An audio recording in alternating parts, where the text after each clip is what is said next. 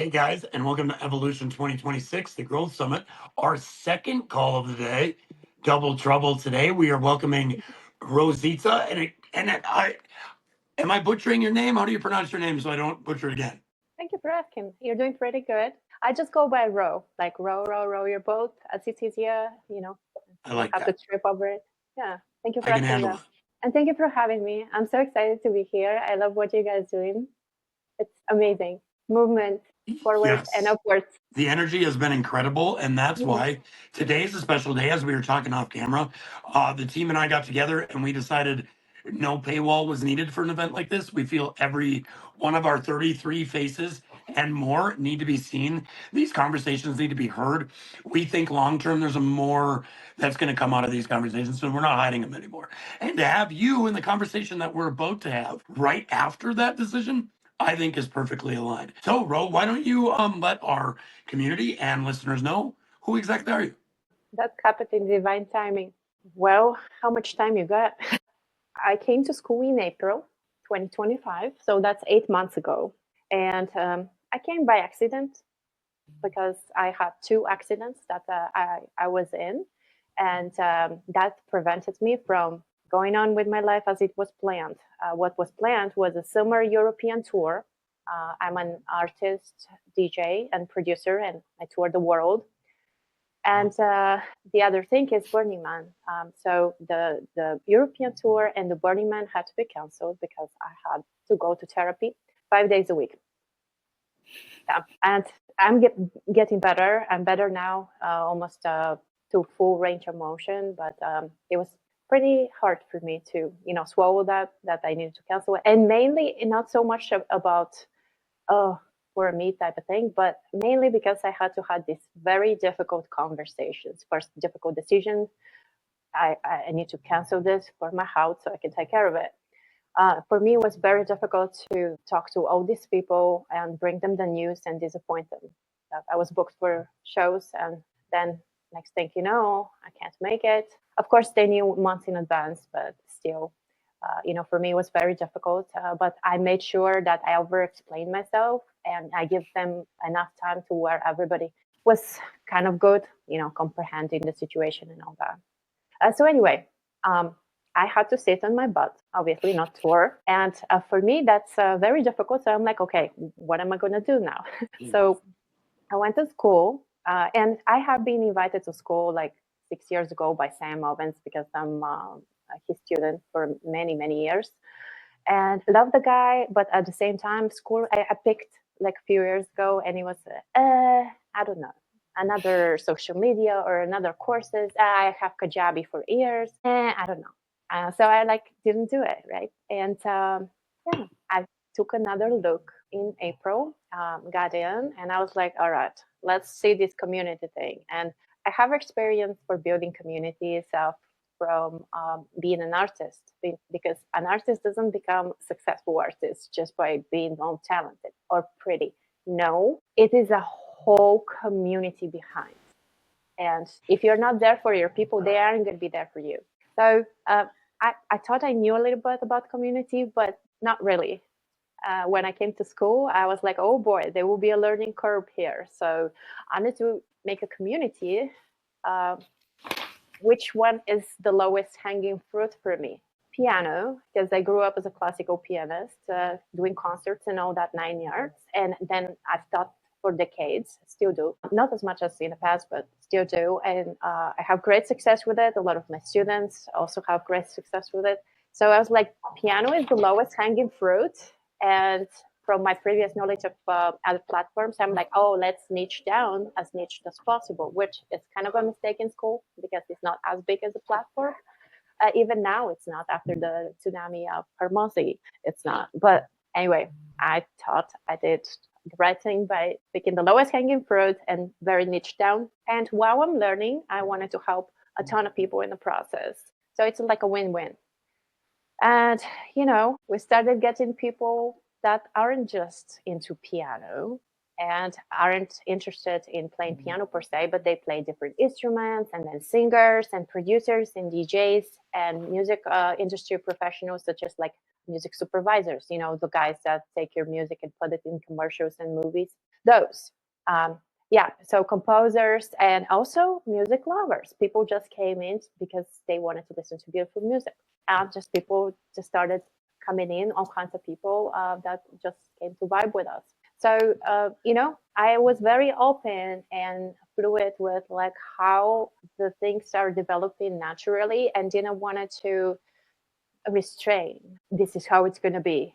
Because I do have this from my classical piano background in the past, the perfectionism, the structure, this is how it needs to be, control freak type attitude. Yeah, I do have it. Also, I grew up in a very conservative military family. My dad was served in Bulgarian army.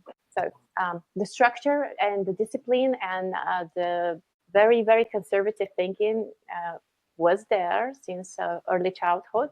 But I work for decades to shake it off and become who I want to be, not who my environment made me. So anyway, back to the community, it was evolving naturally, and I was just showing up for my people, what is needed. And not just showing up in the tribe, but showing up beyond the tribe, everywhere. And, it developed to where, like, all right, about a month ago, it was way overdue, by the way. But about a month ago, I asked the community, hey, guys, do you think that we should remove the piano from the tribe? Piano tribe was the name, the old name, and just call it vibing, because we're all vibing together. Everybody was like, yeah, go ahead. I expected a little bit of a pushback, especially from the piano people. No, stay in your lane, because I did get a little bit of a pushback a few months ago from one of my very dear friends. She wasn't in the wrong or anything. Like, I started incorporating meditations and yoga because everybody needs those, and I want them available for my people if they want to try. She was like, no, you should be just staying with the piano tutorials and all that. All right, so like I did those last, right, but still didn't remove them completely. So I was really surprised how well it was accepted, the change of the name, and everybody was go for it. And vibing, now it's vibing tribe because we're all vibing together. But there is also a story for that. Thank you. There's also a story for that. When the pandemic happens into 2020, and everybody was like staying home suddenly, and like no music, no venues, no tours, no nothing. And so we were streaming music online. We were connecting online. More and more was acceptable to learn things online, to have courses online, even teach instruments online. Although we've been doing that for like way before that, but it was just more accepted in 2020. 2020, there's a lot of things that happened good from there. Like a lot of people leveled up and continued and just like exponentially exploded, contributing and giving and growing. And vibing was one of the things, because that company, I founded in 2020. First, they started as a record label, and then expanded into events, but events stopped.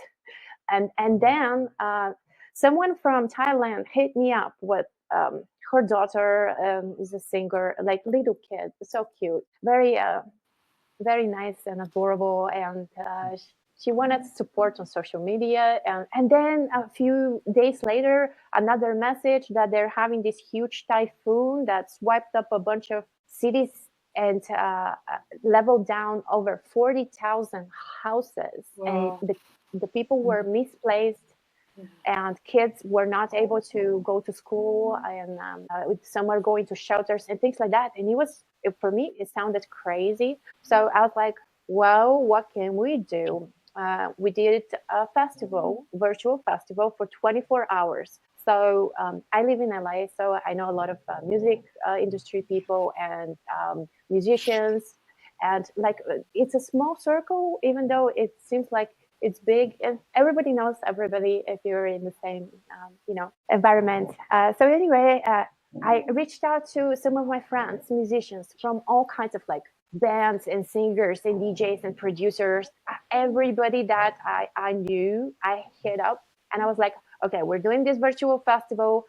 Since you're home anyway, you're not really doing anything, any shows. How about come and perform at this festival? and we're gonna get a ton of money for it and funnel everything through a PayPal to directly to the charity in Taiwan. And we did that, and it was super successful. Now, I remember this. Actually, that's crazy that you're saying it. Yeah, I remember this going on. Thank you. Yeah. Yeah, it I'm was a huge super. music, so yeah, I knew all about this. It's so cool. I'm like fanboying out right now. Thank you so much. I appreciate you. Yeah, it was super successful on the outside. On the inside, oh my God. First, because it was just me behind the scenes, I needed to puzzle behind the scenes several laptops so I can run OBS, so I can be plugging everybody when their turn comes. Oh, we had not just musicians, we had magicians and dancers, like ballet performers. It was amazing. And you know what? The thing is that I also streamed it in 3 different platforms at the same time using Restream. And you know, like the charity with PayPal was pinned to like all of the platforms.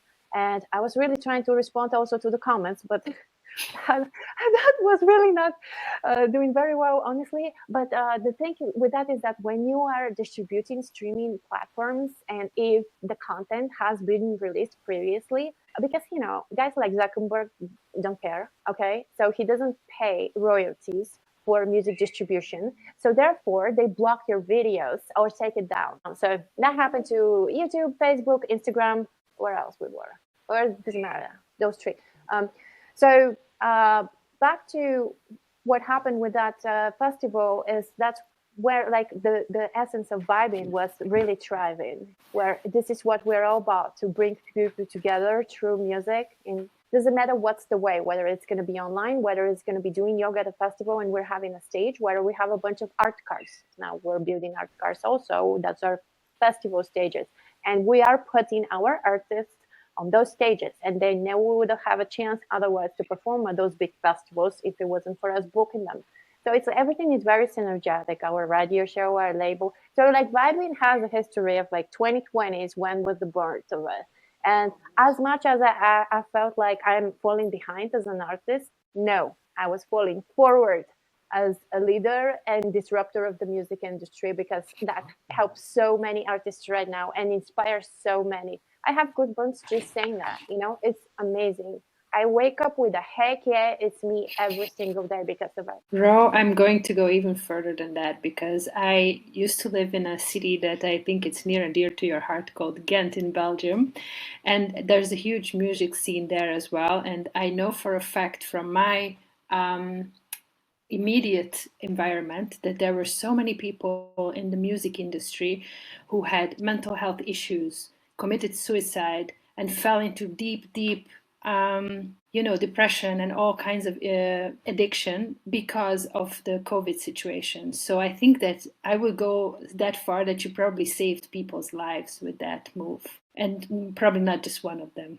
Goosebumps. Oh, I want to hug you so bad now. Oh, look at you. Yeah, I have goosebumps hearing that, because you know, there is a meme going around, DJ saved my life. It's true. Yeah, because for sure. a lot of people go to these parties to heal through dance and connection with everyone moving at the same rhythm at the same time. And it's so amazing to me when people come after my shows. It's like, you changed my life. And you know, somebody like my mom would be like, what are you on? You know, like drugs. But I know the feeling of how you process a lot of emotion and a lot of information in a really good way. And it is very healing. Dancing is healing, hands down. Yeah. So that's why I really am in it as a DJ, because as I said, you know, my background is classical pianist. And I was always composing since little, but I didn't know I was doing that. I was just thinking that I'm procrastinating what I'm supposed to be practicing instead. That's why my parents were always like, oh, your teachers are constantly complaining from you and you're practicing 8 hours a day. How is this possible? They don't have musical background. My dad, military. My mom is like an electric engineer, so nothing to do with music. Their taste in music is actually horrible. Who am I to judge? Anyway, yeah, they were always like wondering, how am I getting all these like bad reports from the teachers? And I was just composing. And later on in 2010, I was like, let's see that software and see if I can put some of my music into this computer thing and see if I can make something. And I started making electronic music. Now, I did still have a lot of friends that are DJs, even before I was deep into the music industry. And I would give my tracks to my DJ friends and be like, here, spin my track in your club or in your festival or whatever it is that they're playing. Nobody wanted to spin my tracks. They were all like, this is crap. It has too much classical music in it. You need a simple chord progression, girl. 4 on the floor so you can get the groove. I ain't playing that at my event, okay? So all of them were saying the same thing. So I was like, geez. So like, okay, do I get discouraged? Maybe I could have, but that didn't resonate with me. So instead, excuse me, but I showed the middle finger to everyone and I became a DJ. And that was my reasoning to become a DJ, to spin my own tracks. I know it's lame and it's selfish, but the reason that I stayed changed. The reason that I stayed was when I played my first festival, I fell in love with my dance floor. I am so in love with my dance floor. We are exchanging synergetic exchange of joy on a very, very high vibe. And it's just the high that I get from that. It's uncomparable to absolutely anything I have experienced in my life. And I have experienced quite a few things. So that's my reasoning for staying, and then, from there it developed, started meeting people, moved to LA, of course, and then, founding the record label and the radio show, and then started helping artists progress with their careers. And it's just like very synergetic, everything I'm doing. That's why I really like what you guys are doing. It's pretty synergetic, You are bringing in people and they talk about their stuff, and that's brought to people that might benefit from it. It's amazing. And I'm a strong believer of, the way that that you are in alignment is that the universe is supporting you. Like, not only there aren't any obstacles, but opportunities are popping up like mushrooms along the way. And so this to me is always a very clear indication that you are on the right track. And I feel like your journey is very similar in that way, that you were just like called to do this. Absolutely. Another goosebumps. You gave me goosebumps today. You gave me goosebumps because okay, everybody who has goosebumps, put your hands up. Now I know exactly what you were talking about, you're feeling. I have experienced that feeling. In another life, I was a cage fighter that I only did to go F you to everybody. I am a tough person. And I didn't know what I was getting myself into. And then there was nothing like it. I fell in love with martial arts and being in that world. And there was no other high than testing yourself in that situation. And I don't think I'll ever experience that again, but I've experienced it in different ways. But the second you said that, I was like, oh my God, I know how that feels. I love that. So thanks for sharing that. Yeah, thank you for sharing that. Well, on the side note, I was my country's karate champion too. So I did martial arts. What didn't you do, Ro? It feels like you've already lived multiple lifetimes. Can we schedule Ro part 2 now? I didn't jump off of airplane. I'll tell you why. Because when I wanted to do it, I could do it because my dad was served in Bulgarian army, so like I could like do things that other people couldn't, and he was like in the Air Force. So I did not have 50 kilograms. I was too light. Oh, yeah. You need a limit, right? But then later on, when I grew up more, I started working on myself mentally a lot. And now I have been on roller coasters, but I don't vibe with them because why stress out the heart necessarily? Like, why jump off of an airplane for the adrenaline? I love my life. And it's very amazing and super exciting. I don't need to be jumping from an airplane. Now, flying an airplane is a different story, which I did last year. I flew an airplane, and now like I want to become a pilot because it was just so amazing, and it's just so complicated compared to driving a car because you have different dimensions to think about, the height, and I mean, that's one of the things that there will be a jet that I will be piloting myself because I'm working on my pilot license as well. You're a comic book character, the DJ karate ass kicking, like you are a comic book character. That's why I wear all these colors. No, but I love how you are so unapologetically you and just authentic, and you are not afraid to take up space because I think, especially, I don't know. Oh, doggy! I'm sorry. I'm a retired dog groomer, so it's. I got 3 around me here. Okay.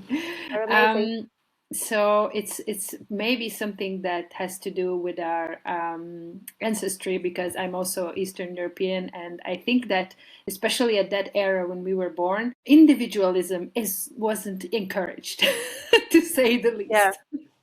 yeah, So for sure. maybe our generation, when we got out of it, it's like we're overcompensating. We're just going to be like the most most individualistic self that is possible. But of course, it's not everybody that's doing that. But I see that so much in you, that you're just free in the sense of you allow yourself to take up space, and you don't give a rat's ass about what people think about you. And I think that's very inspiring, Yeah, so, and refreshing to see, yeah. because Like, it's good to be confident. It's good to be okay with oh, whatever you are, and who you are, and what you're wearing, and all that. I, I love I that. was not born this way. Trust me. Mm. I was definitely not born this way. I made myself that way. Actually, I was really shy as a kid and always bullied because I was always like the new kid in the block because we were moving a lot because my dad was in the army. So like the whole family would move from country to country all over Europe. And I was a new kid and a concert pianist at a really young age, and of course karate champion. So all of those things, kids kind of like look at it as maybe jealousy a little bit. I don't know, but I was definitely bullied in every single school I went, and I was very shy. So shy that at my first concert, I was 6. I did not remember my song, and all the keys looked the same. They were black and white. I didn't know where to start or how does it go, and I couldn't stop shaking, and maybe sweating. I don't remember sweating, but I don't remember breathe. Like I couldn't breathe. I was Mm. shaking. My feet were shaking. I could not even go to the paddle. I don't know how I plowed through that song, but I did. It happened. But that's to say that like that's how I grew up, and my parents were always like encouraging that I'm just sit quiet and not being center of attention type of thing. So that was a big problem for me later on, and I needed to work on it. I worked for many years, and even became a fashion model, and then it was really scary. Going on that runway, all I could think of how I'm gonna trip over my super high heels. I'm gonna fall in front of everyone, and then it helps rationalize it. Okay, so what if you fall? You're gonna get up and keep going. Maybe you break a leg. So what? And so what? It helps, that phrase, and that helps with the community also. Like people come to me nowadays about community building, community culture, and it's just like life and everything. You just need to stop taking yourself so seriously and see where your alignment is and go with it. You know. But yeah, that fashion modeling thing was really, for me, was really hard, especially when I had to do bikini shows. Later on, I had no problems just wearing pasties on the runway. Trust me, very successful career. But it wasn't like that. That's what I'm saying. Like I was brought up like really shy, really stay in your lane type of thing. Do your piano 8 hours a day. So it wasn't nothing like what I am today. But I learned a lot, through doing things, and also I learned a lot for like what I don't want to be like. My mom, and I love her very much. She did the best with what she could, but I definitely didn't want it to be like her when I grow up. So that was a good example of like, okay, what's the opposite of what she would do in this case Mm. or this scenario or this or that, and has helped me a lot. I love her again. We're really good and love each other, but from a distance. I live literally on the other side of Earth for a reason. Because in my family, if you're not a doctor or a lawyer, you are complete failure. And I did go to medical school. I tried it. It's not for me because I don't agree with quite a few things, how in America things are done in terms of medications, taking care of people, healthcare, a ton of things. And I'm like, I don't want to be part of that or supporting that industry at all. So I did try to become a doctor, and then I quit. It's not for me, for sure. Yeah, you should write a book at a certain I know. point. I I mean, feel that's like we all. haven't covered probably all of your life yet, and then it's already feels like there can already be a sequel. No, but I love that, and yeah, I don't even know what were we originally talking about? Oh, the vibing tribe. Yeah. Yeah, Sorry. Yeah. well, our team was, look at, he's so cute. Hello. This is Valentina. Oh, such a Valentina. handsome Yeah, boy. thank you. I have 3 boys. They're all 3 big, very different ones. Very different Yeah, demeanor, behavior. I would beg you for like a Chihuahua owner or something. Yeah, yeah. Not so much of a small dog person. No. I like a lot of we hiked. That's another thing that keeps me sane and focused. 3 hours a day we do a hike, and all three dogs, and it's happening daily no matter what.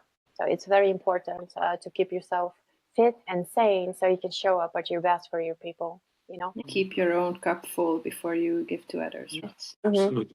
We have a Yeah. lot of community owners in here. That's kind of cool that you brought that up as a good segue. We have a ton of community owners right now that are new building here. When you guys are talking about dogs, I was going to say I'm a dog owner, but I belong to a dog because I have a corgi. I have a corgi, so I belong to a dog. That's the other way around. But what are some advice for like the newer builders? Just got on Skool. They don't know what to do. What do you got? Yeah, a lot. I got a lot. I'm going to shut up. Talk. And that's why originally when we were speaking with Dinka about this beautiful summit, I said that I would speak about a community culture because that's what's relevant to people, and that's what's going to help more people, especially in the current audience that we have. So yeah, I have a lot to say.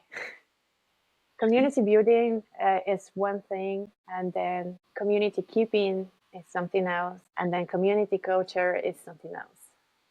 So usually newbies are like, yeah, I want to get the star, or come here to make engagement. There's so many ways to get the star, and we have done them all.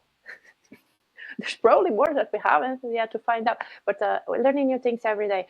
And there's a good natural gradual way, and then there is a fast inflated influx fake engagement type. Yep. We've done both. The fast one usually doesn't last long later on to actually keep the star. And the long-term thinking. So anything about community, you have to think long-term. So when you're building a community, don't monetize it too fast.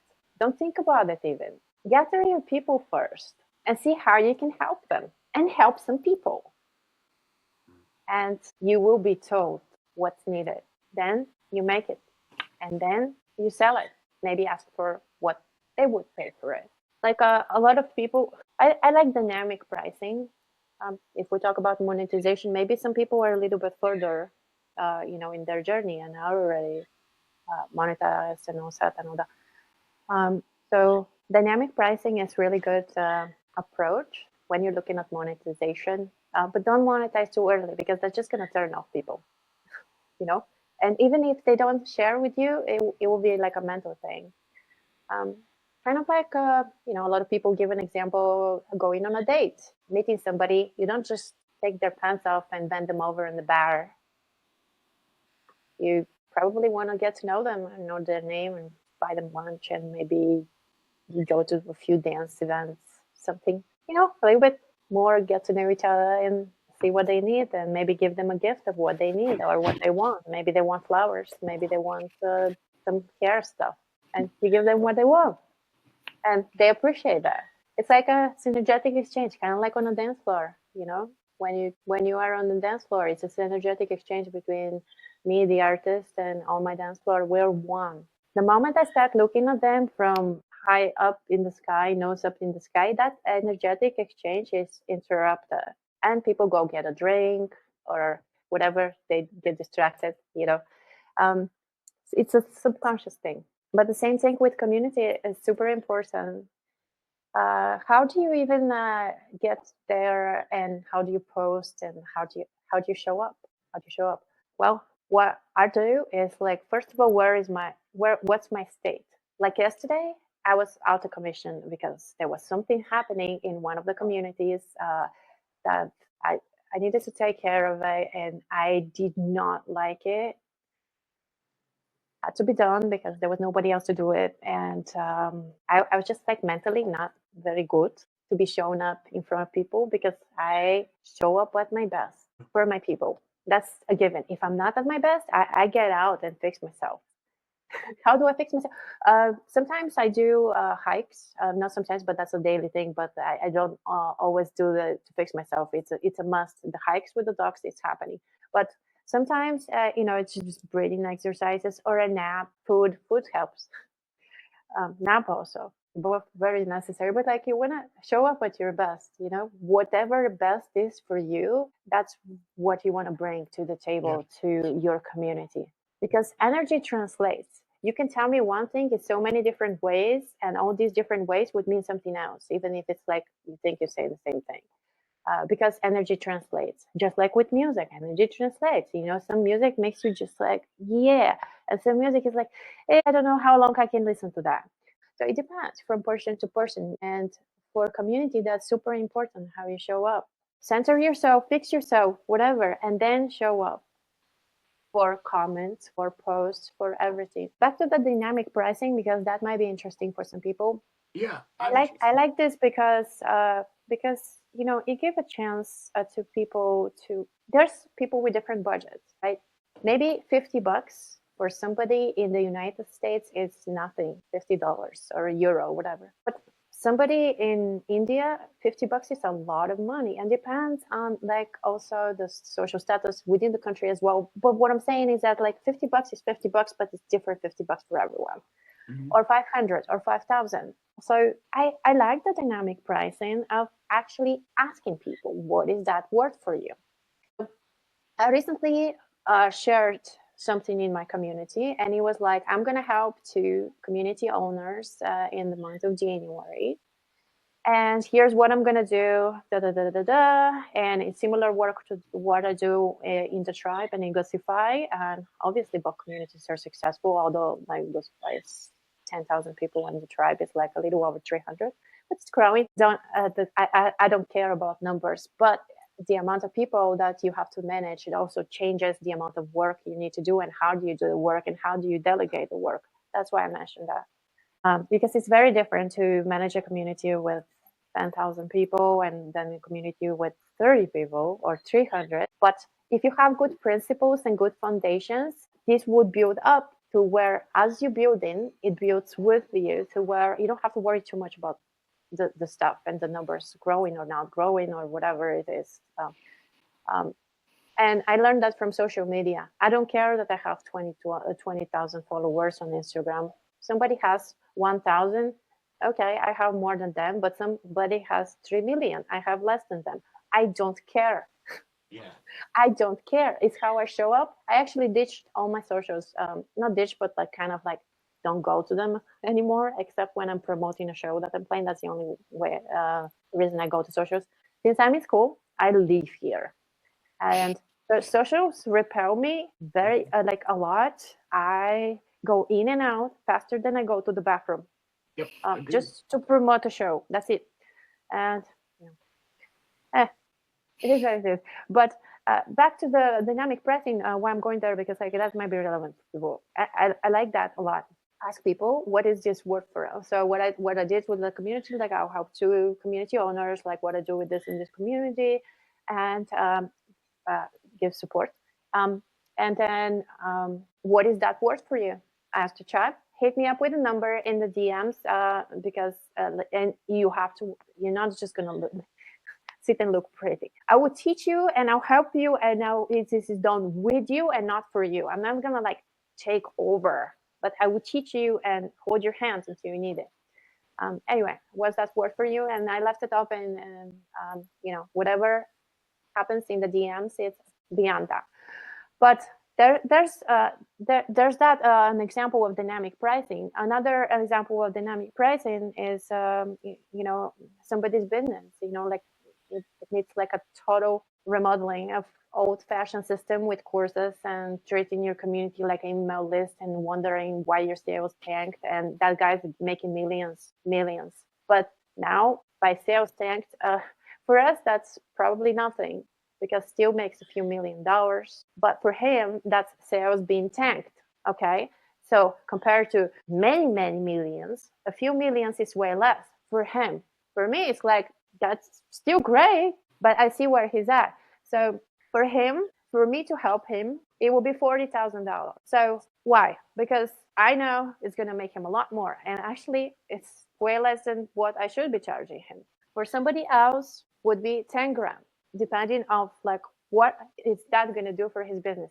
That's where I look at dynamic pricing. And in terms of like dynamic pricing, it's moving average of what is the result we're looking at, and not so much like so many dollars per hour. That that's also an old like thinking of like trade your time for money or whatever.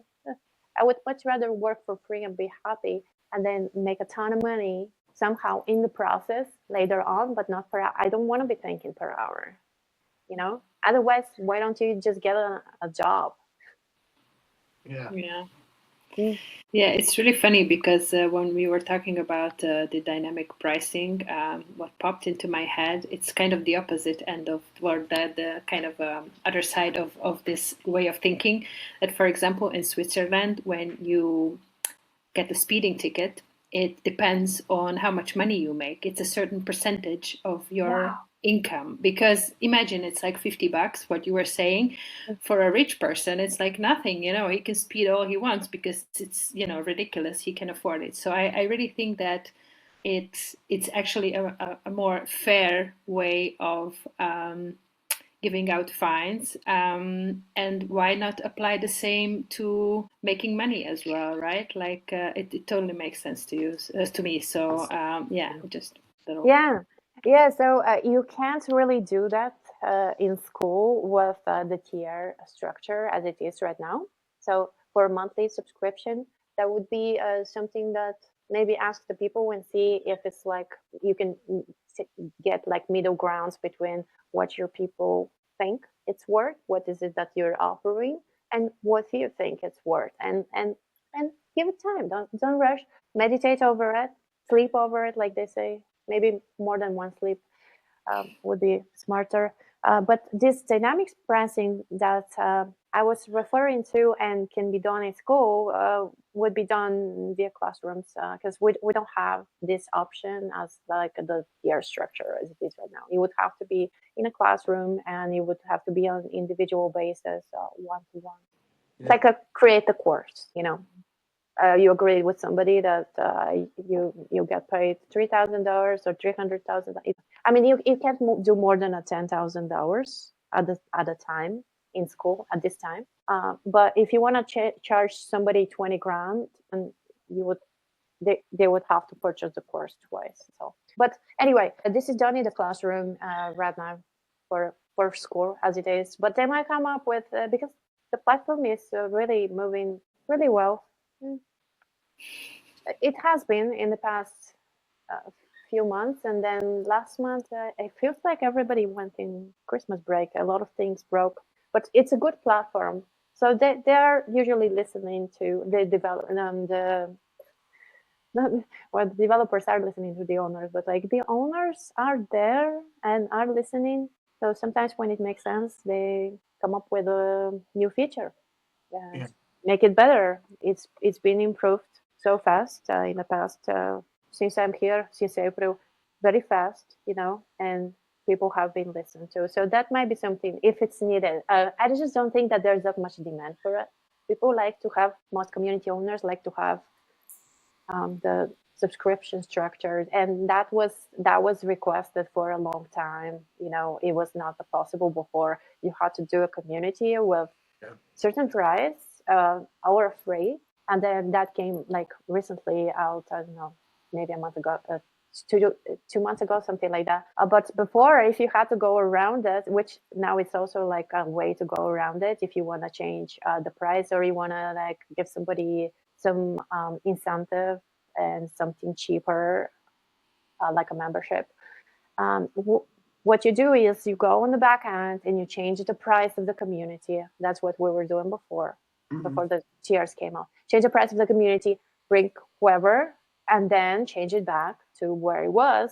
And that quick change of price will bring them in monthly for that price that they're paying. I really like that advice because, and I really like the feature itself because me, Dave, and Dinka did the build a second community as like that next tier experiment within the last year. And that's kind of how, now that the tiers are out, now we just combined those two into what our community is today. And then we're gonna eventually tiers down the road and stuff, right? But we've done that experiment, and I love that now you can do it all in one place instead of having multiple communities. It makes it so Yeah, much easier. absolutely. That's another a really good point that I'd like to touch on. Should you make two communities? One is like going to the other one as the next step, maybe one free, one paid. No, no, never do that. Uh, I'll explain. First of all, for you as an owner or your admins, it's really so much more work to manage two communities because as you grow, you'll see a lot more things than just like, engage here and there. No, no, no, no, no, no. There is a lot more. Bots and sales and systems in places that you need to be taken care of. So this managing two communities is a lot harder than one. But also, main reason is your engagement. Your engagement on this, if they're niche related. Now that's different if you are completely into piano and completely into yoga, and you never want to have yoga in a piano community, and you never want to have yoga in a piano community. Whatever I said, you get the point. Yeah. So that's when, two different, but then you're still spreading yourself thin. But the engagement, back to that, it's the main point is you really want to have engaged, vibrant community where people share. That's what community is about. People share, socialize, they're friends. You're their friend. Relationships are forming, parties are forming. One of our tribes was saying that they were trying to get her from her community. Her members were trying to get her like to do a retreat, and she didn't have time because she's working on a new program and doing a launch and a bunch of things, right? So she couldn't. So they organized it by themselves, and they went on a retreat together, and they invited her for free, even. Like, how nice! But you see what I'm saying? They're friends. They just that's what people become in community, and hang out every day and all that. So having two different ones, you already segregating people. Yeah, sure. A lot of people are going to say, "Oh, those are that they paid. They want their nose up the sky to be by themselves." No, that's what you think as an owner that hasn't experienced it. They actually love to explain to newbies, this is how you do this, this is how you do that. I've been there, done that. Here I'm helpful. They like that, and the newbies like to look up and see where the other ones are going, and it's a very good environment you're creating. So you're shooting yourself in the foot with two communities any day, unless they're super not related niches and you cannot mix them. And why would you? Yeah. Good. Yeah, that feature has helped us a lot. I mean, we have our separate niche communities because we kind of treat Evergreen Foundations as like a hub for everybody these days. So each one of us has our own but it works really well because even though they're not connected, they're all kind of connected. They are kind of. I'm in Yeah. Dinka's community. I absolutely love Dinka's community. Yeah. I mean, I'm not a fan of your cakes, but hey, I like cheesecake. It's cake freedom in my community, so I love cheesecake. I think like that's the best thing in America after dental hygiene is cheesecake, or maybe cheesecake is first actually, and then it's dental hygiene. But anyway, I love your community. I think it's really synergetic with this one. It's just kind of like siblings, in a way. And also, something to be said that here, you two are kind of leading the community, and Dinka's community is more like Dinka. So it's just it's distributed. It's not just like one person everywhere. Yeah, and it's actually quite funny because I didn't plan on starting a community. It was all because of Goosify, because I started the Blitz not knowing what it was. And then before I knew it, I had a community as, kind of an experiment. But I'm very grateful that I did that. I really love that, how, I think that Skool has that effect that sometimes, people kind of are inspired to start something on their own just because they're like in a community that makes it possible for them or enables them to do something. Yeah, that's Yeah. how I started my own community. Yeah, Better for Brain sure. Project came the next week, just because you were, and I was like, well, that would make sense for foundations. And boom, look, it was FS. Alignment with all of this was fun. Yeah. Oh, now I think now we lost her. Okay. Now let's we wait lost a her. Yep. minute. I thought it was coming, and she might have connection, or who knows. I could feel it coming. Oh, let's wait a little. I was on the edge of my seat. I was waiting for her to go, yeah. And then after I stopped, then after I got off of Mount Everest, we She got was onto our just gonna jet. drop like the real good stuff, and now it got off. It's Because like everything censorship. was like progressing. I was just waiting for her to be like, yeah, that was when I was in the Secret Service. I was just waiting for stuff like. And like, that's wow. how you make $1 million.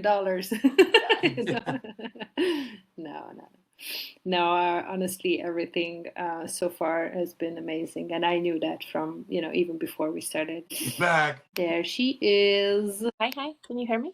We hear you, yes. Oh, okay. We were just saying that you were about to drop like the big secret when it was like being cut off. Everything you said was super valuable. So we're just go ahead, keep going.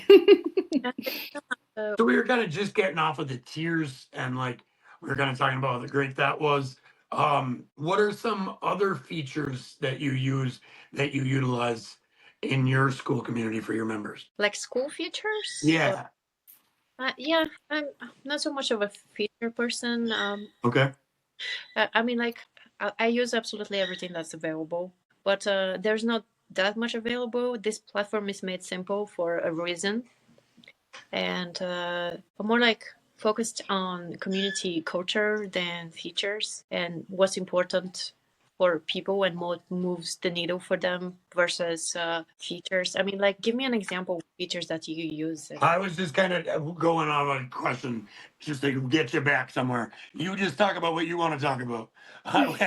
But for example, do you host calls weekly, or what's your schedule like, or what's a regular week in V1B1N Tribe looks like? Good question. Yeah, so we have Monday Tribe Market, which is kind of like a promotion day where people can list their communities and products and services, songs, meditations, books for sale, whatever. It's market. And also people can look for things. Somebody's looking for a producer or for a singer for producing a track or whatever.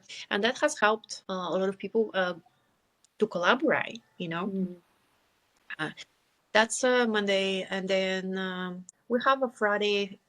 It's a Friday Tribe Fiesta, which is like our call that's not structured. It's weekly thing. So sometimes it depends on who shows and where the conversations are steered. But I intentionally don't keep a structure on those calls, and they're like really open because I want them to naturally develop of what they are, gonna develop, and sometimes we talk about music industry, sometimes we talk about AI, sometimes we talked about peptides and sleep and weight loss and yoga and Burning Man and festivals and recording studio setup equipment. And last one, actually, I made a workshop out of it because I was asked about DJ equipment for newbies, like what to buy and what are the differences between the equipments.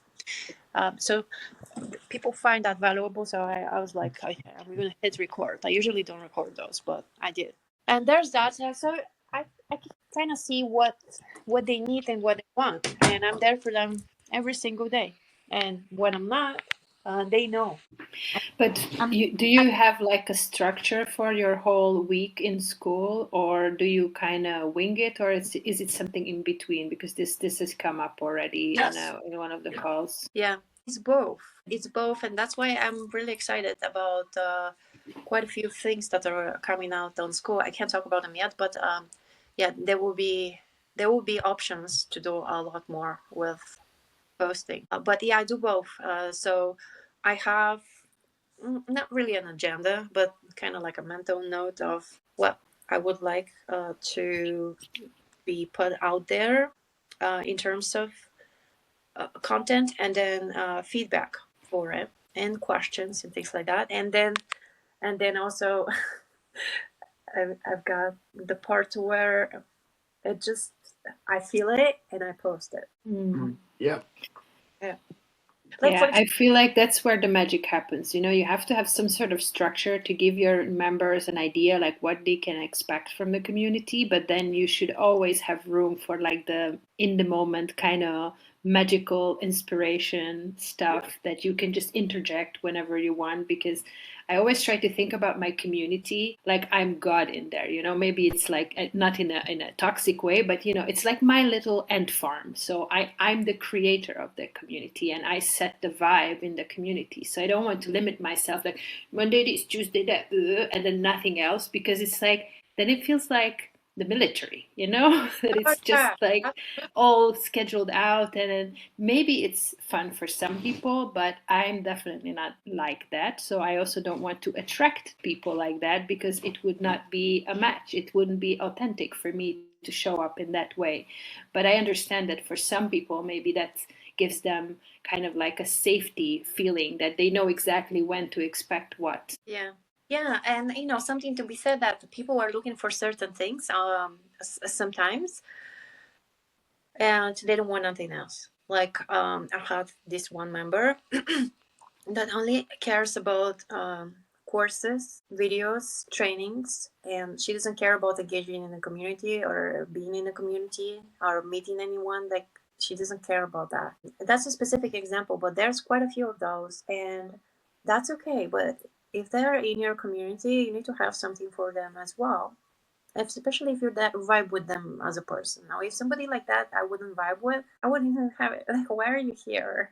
To watch content, and most of the content is free anyway, because I don't like to keep things locked. Like you guys said, you're gonna let it go, because you wanna give to people. What if they can't pay but they need education to continue growing or whatever? You know, it's just helping people, and then sell them implementation if they need more of holding their hand or whatever. You know. With that said, I have almost everything is free, and when it comes to courses, and I have a few more coming up, and I'm thinking maybe I'll put some paid ones, but I do have services in the classroom, and I have no problem creating whatever next product or service and slap a price tag on it and put it in the classroom and if needed. So that's always available, but also, you know, like a bundle of coaching sessions also shows, you know, like the pricing that I have in the classroom for booking me as a show is way less than outside of school people, you know, under. So it depends. I also don't have a manager anymore, and I did learn so many valuable lessons for having one and a shitty one. That was so the education I gave myself from hiring that guy and doing all the work for him was amazing. The best thing that ever happened. But at first I was like, I showed myself in the food with this guy, so much time wasted, and I gotta do all the work. But then I was like, wait a second, I learned so much. I created all this connection, and it was me. And now I can fire him because I learned my lessons, and he's not doing anything about it. The thing is that I didn't really have a reason for a long time until I did have a really good reason.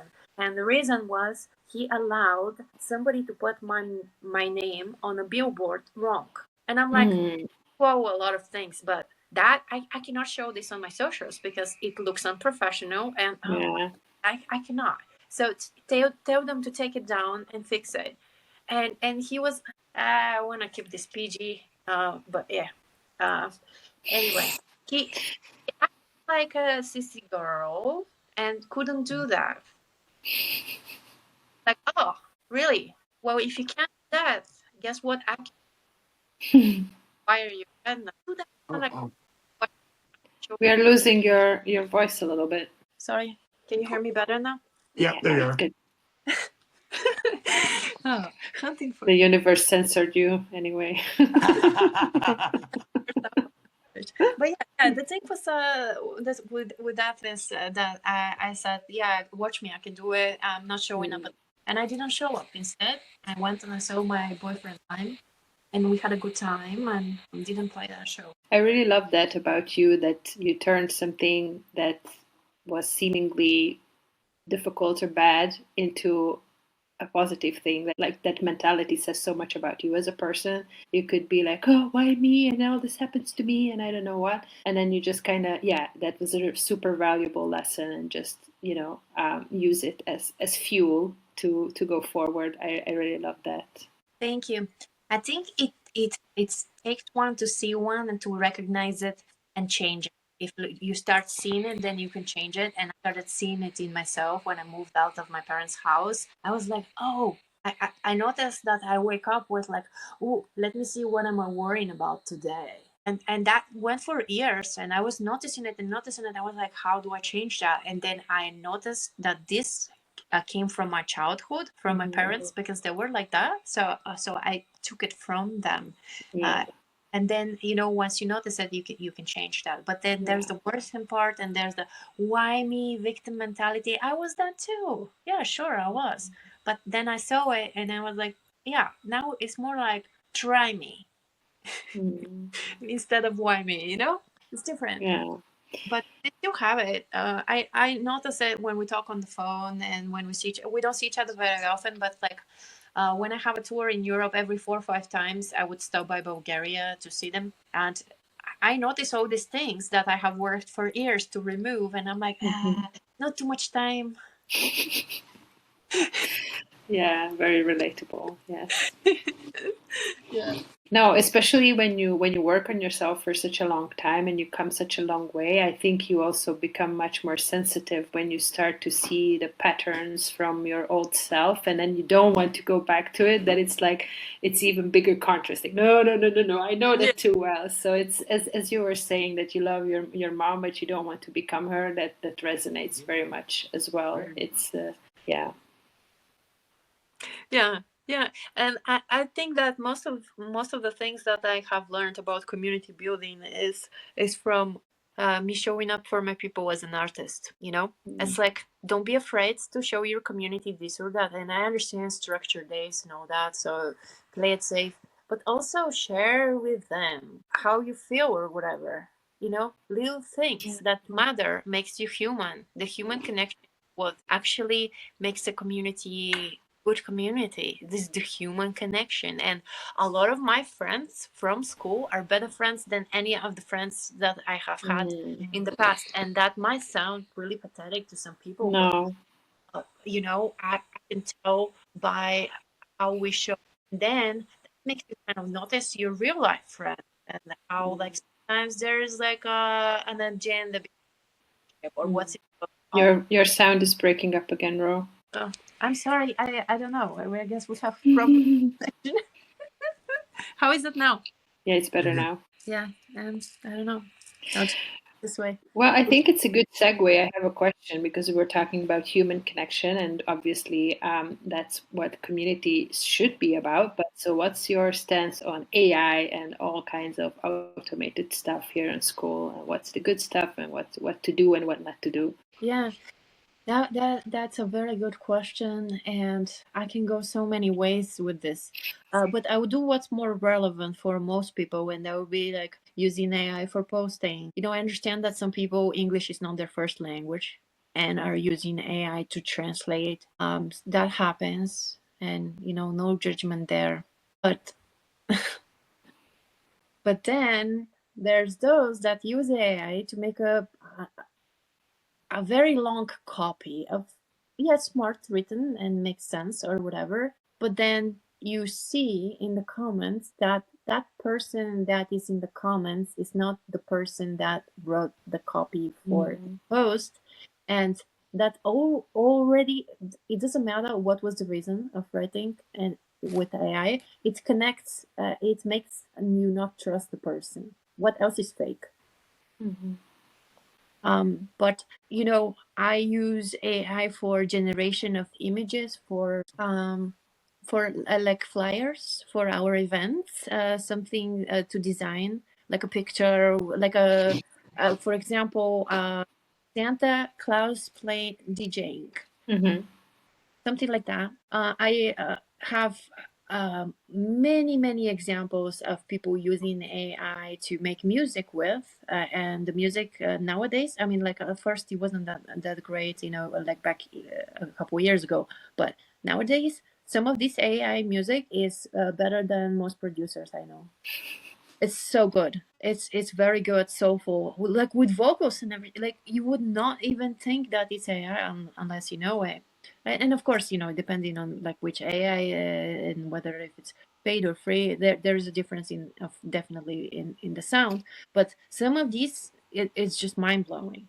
You know, about that, a lot of like real musicians would be, what are you doing with that? It's fake. No, you know what's fake? It's music. At the end of the day, brings joy. Just because you have different tool to make that music, it doesn't make it like fake or less of a music or less of a bringing joy type of thing. So with AI, I can go in so many different directions, but what's relevant for community is mainly like posting and writing comments, because some people use AI not just for their posts, but they're using it for comments as well. But you can for see it from miles away. I think that most of the times you can kind of see it, sometimes. no? Yeah, most of the times, maybe most of the time. Not sometimes, but most of the times. Yeah, and it depends. I don't really like that for posts and comments.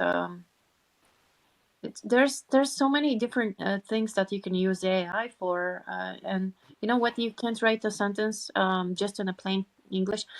Another thing, I don't really like when somebody writes a very nice looking like a book with a super clean perfect English or German or whatever it is that they write on, and that just makes it so official and makes you treat people to be perceived as email list, perfect email, not perfect post, perfect email, right?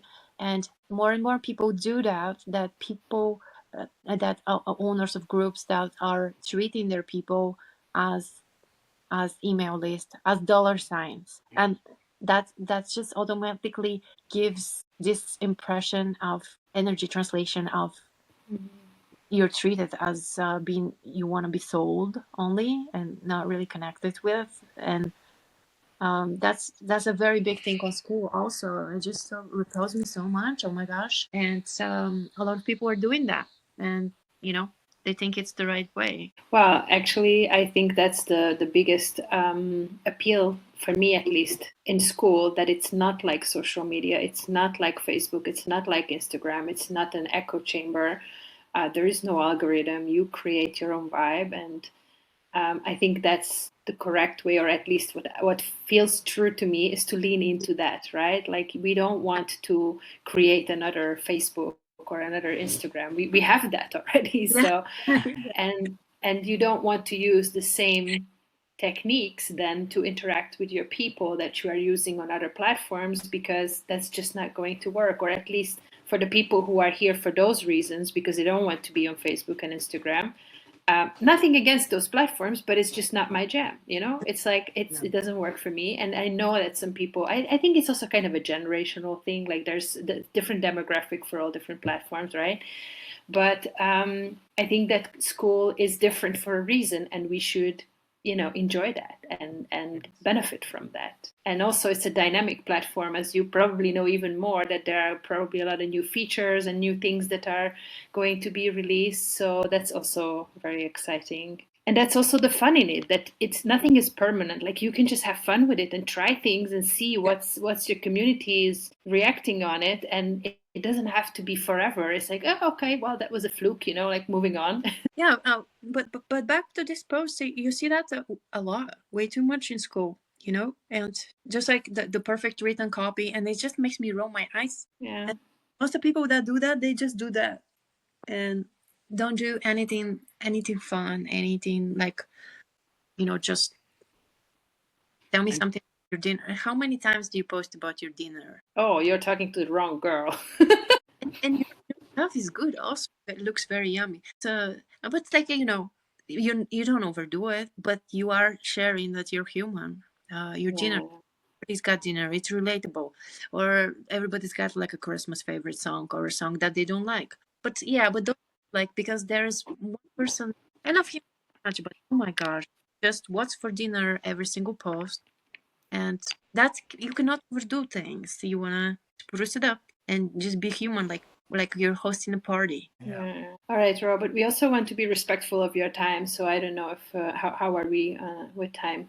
Are we still good? Yeah, I texted my team. So I'm gonna be out for a few hours because I didn't know how long we're gonna be talking, and I also thought that there would be like a Q&A at the end, so I didn't want to cap that. Told my teams that I'm gonna be out for a few hours, and also they all know that I'm over 1,000 notifications behind with things because I needed to fix a few things yesterday, not by my liking, but we also started a blitz competition, and it's just crazy. But see, people love it. Everybody's excited. But I'm just behind with notifications and the entire team. Yeah, and I know that you take that like it's religiously. You clear out your notifications. So I know that about you. Back to people, but I didn't put a cap on how much time I have for this. So if you are done with me, I'll leave. If you, I feel like we could turn this into a series, like I'm sure yeah, that we could pick your brain for hours and hours. I don't know if let me just check the thread real Right, and quick otherwise, if you guys are watching this, if you have any some. questions, culture, community related, any of that, just toss it in the thread right now and we'll ask it. Or take yourself off of mute. I don't even know why I said that. We just have love for you in the thread, so there's that. I'm like on my phone right now, and I didn't look at the chat. Since I had to rejoin, I don't have, I don't see anything. I don't know if people can take them off mute themselves. Yeah, I off just mute. thought of So that maybe too. just raise your hand if you have a question, and then otherwise, Brandon, I actually do. We have a few minutes here before we pull the card and get to that. What do you think in your journey from being a musician, from doing all this stuff, promoting all the events that you've probably done in your life, promoting yourself and others? How is that translated to how you run your community? Yeah, it translates very much. At first, I thought, oh, there is a big learning curve here. And pigeonholed myself with a piano only, and I do so much more that I didn't want to really just do piano, but did it anyway. But there's so much that you can bring from your previous anything really into community. It's just you just have to like tweak it in a way to where it works. And for me was the community building, because like on every platform I have pretty big following, and not just like online, but also offline and in different countries. So it's amazing actually. When I tour, I have in different countries like different friends, and we will have our own thing. And you know what? Next year when I'm back in that country on a tour with and I see like the same people from that city, and then it's like no time has passed. We pick up right where we left off. It's amazing. So anyway, this is the same kind of what I do with community, and not just my community. Everyone really in every community is everyone has their vibe, and you wanna honor and also see where you vibe together, and just show up as yourself, as how you are, unapologetically, which you cannot do that very much on social media, especially if you're self-conscious about how you look or whatever, how everybody else is polished and how you compare yourself, which I had that in the beginning when I first moved to LA, but stripped it down fast because there's something to be said being a small fish in a big pond. I just spoke with somebody about this earlier, or being a big fish in a small pond. There is a difference. And also, what kind of fish? Do you want to be a shark or big fish? Do you want to be a shark or piranha or whale or whatever? So that also matters. And the environment is how you perceive yourself, and for your community you make your community how you are. And if you're showing up authentically, your community would be very aligned with what you do. I love that. That has been our experience also recently. I feel like since we kind of find our voice or what we stand for, we attracted so many incredibly aligned members. In numbers, we also jumped like very quickly, but also in quality of members, it just kind of happened that it clicks, like. Yeah. And sure, there's always bots, slipping through the cracks, and that's just growing pains. But yeah, but we also feel like we are learning as they are getting better. Maybe we are also getting a bit smarter. So Yeah. Mm-hmm. Yeah. If you had to narrow it down, one tip, one don't do, one do, make sure you do this, what would be something that you would tell any community owner? New, been there, done that, has 10 communities. What's one piece of advice that you think every community owner needs to have? Yeah, I can with one word. The reason is because like recently have been brought up to a meeting, our team in Gusify, and like what's the most important thing? And I'm like, I'll tell you right now, because it's really resonate. You as an owner, really, it's the most important thing. Be present. You don't have to post, okay? But be there. Be in the comments. Be there when something happens. You're right there. There's a bot. Shoot it, or somebody said something or complained or blah, blah, blah. Just be there. Be like, what's up? Just a gift is still gonna be something than nothing. And it doesn't have to be like stay there for hours like, me. I live in school. But, often just be there. Your presence is everything. That's amazing advice. Anything in the... Thank you. I don't even know who's on here. What time is it? 2:25? If we don't have anything in the thread, Dinka, yeah, I think it's time for us to This do is our our, little closing card ritual. section. So I drew this card for you, Ro. It says Broken Arrow, and it reads, "Embrace the energy of peace." And I love that for you. Oh, thank you. Yeah. Awesome. That's what a nice I card. hope it resonates with you, because I do believe that you have that kind of grounded, peaceful energy with like obviously sprinkles and rainbows on top, but you have that like kind of, I know who I am, I know what I'm about, and you cannot rattle me kind of peaceful energy. So Yeah, thank you so much. This is such a nice caveat at the end of this call. And I believe that this helps a lot because I do bring peace, and it's not necessarily in the nicest way because sometimes people don't like to hear certain things. And I say it anyway. But at the end of the day, it's all about like grounding and bringing to a center someone or a community or us as in a relationship or between. This is a very big thing, being peaceful, enjoyable. What's the most important part of being happy? yeah. Ro, we could, like Dinka said, we could do a 5-part series on culture on Skool with you, and probably a whole lot of other stuff. Earlier on the end, I was on the edge of my seat waiting for you to be like, yeah, and that's when we got done climbing Everest, and then I flew a jet. Like, I was just like enthralled with your story. Thank you for gracing us with your presence, your knowledge. I'm looking forward to getting to know you better in all the communities that we're a part of together. I end these calls with one final question that I ask all of our guests, and the themes, similarities, and small differences has been amazing. What does evolution mean to you? Many things, but it's definitely something that is natural, slow progression, and it's inevitable, and it's always for better.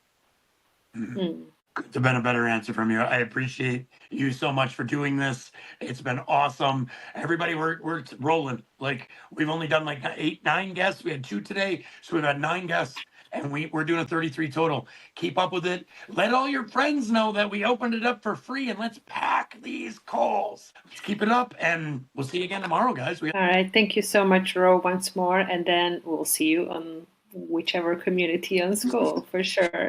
I really appreciate you. Have a great day. You too. You too. Bye. Bye-bye. Ciao.